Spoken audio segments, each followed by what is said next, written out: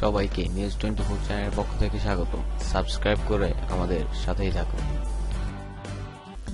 মার্কিন নৌবহর USS curl ভিনসনের সঙ্গে উত্তর কোরিয়ার উপদ্বীপের সমুদ্রসীমায় যোগ দিল জাপানের দুটি যুদ্ধজাহাজ।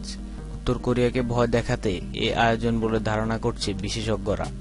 রাশিয়া টুডের প্রতিবেদনে উল্লেখ করা হয়, জাপানের আশিগারা ও সামিদের নামে দুই ডেস্ট্রয়ার বা যুদ্ধজাহাজ গত শুক্রবার তাদের চাসেবো ঘাঁটি থেকে উত্তর কোরিয়ার উপকূলে মার্কিন নৌবহরের সঙ্গে যোগ দিতে রওনা হয়। যুক্তরাষ্ট্র ও জাপানের নৌ মহড়া নিয়ে আনুষ্ঠানিকভাবে এখনো কোনো ঘোষণা দেওয়া হয়নি। এ বিষয়ে বিস্তারিত কিছু এখনো জানা যায়নি। তবে গত সপ্তাহে জাপানের নৌবাহিনী এ মহড়ার ঘোষণা দিয়েছে। রয়টার্সের সূত্র থেকে জানা যায়, এই মহড়ায় হেলিকপ্টার ল্যান্ডিং ও যোগাযোগ রক্ষার প্রশিক্ষণ দেয়া হবে। মার্কিন যুক্তরাষ্ট্রের নৌবহরে 3টি যুদ্ধ জাহাজ রয়েছে, যার প্রত্যেকটিতে ক্ষেপণাস্ত্র রয়েছে।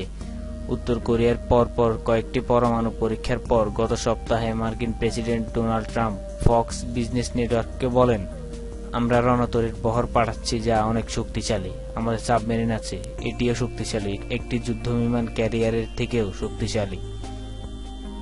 এই ঘোষণার পর মার্কিন নৌবহর কোরিয়ার উপকূলে রওনা দেয়।